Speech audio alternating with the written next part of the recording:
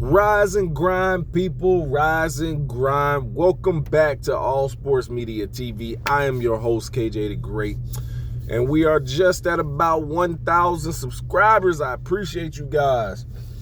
But let's get right into it. First things first, I want to say I hope and pray everything is great your way. Now, as I reported last night, Canelo Alvarez was in serious negotiations to take on YouTube sensation Jake Paul in a cruiserweight bout this May 3rd. The fight has been called off as Canelo Alvarez has struck a 4-fight deal with Prince TURKI ALASHIKI, Riyadh season. And the fight with Terence Crawford is back in play.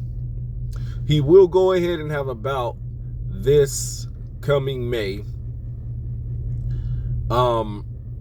And the Terence Crawford bout is back in play for this September, Mexican Independence Weekend.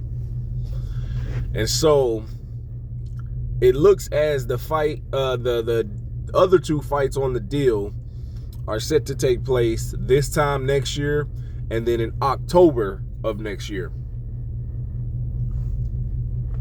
And so many people have speculated that David Benavidez is a part of that plan.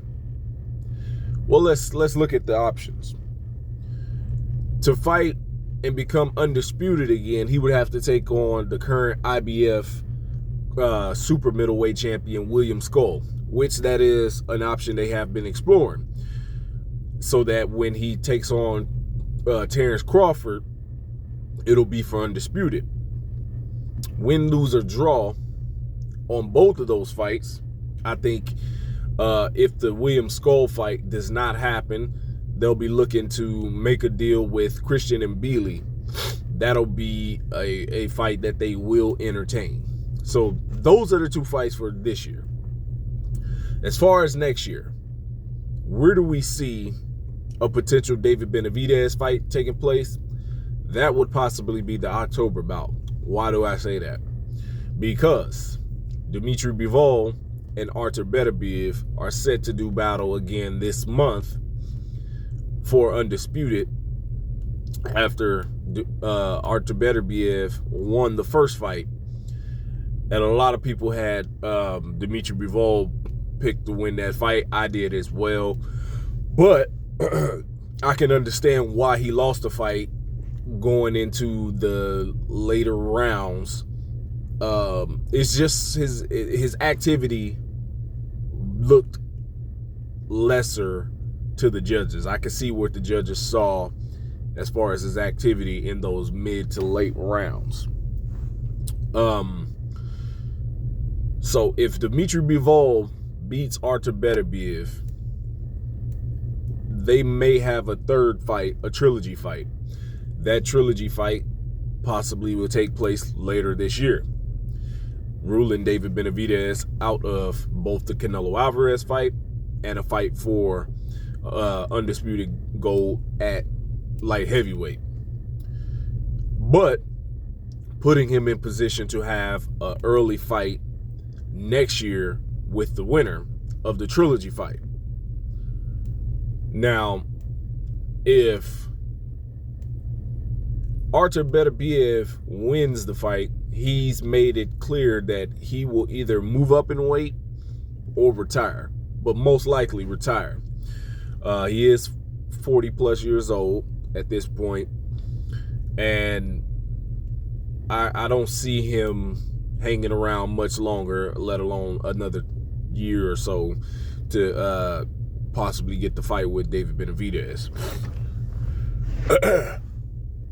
So, that being said, we could possibly see David Benavidez versus the winner early next year, which I think he can beat either both of those guys, but the Bivol fight will be more interesting to watch. Say he wins that fight, you could possibly have two undisputed champions fighting possibly at a catch weight or at a weight for whichever they decide for undisputed. David Benavidez has been calling out Canelo Alvarez for the past upwards of 5 years. Canelo Alvarez said that he didn't want to fight him because what has he done? He hasn't done anything. He doesn't bring anything to the table other than 25 pounds on the fight night. Same thing he brought to the table with Floyd Mayweather.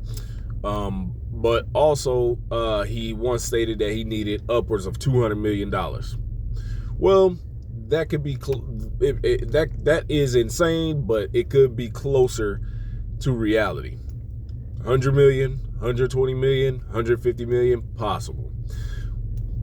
Dealing with Turkey ALASHIKI, shoveling out money, making the best fights, the biggest cards, it's possible. Let me know what you guys think about this 4-fight deal. Who do you think is in play aside from Terence Crawford on the other 3 fights? Let me know in the comments. Thank you guys again. Peace.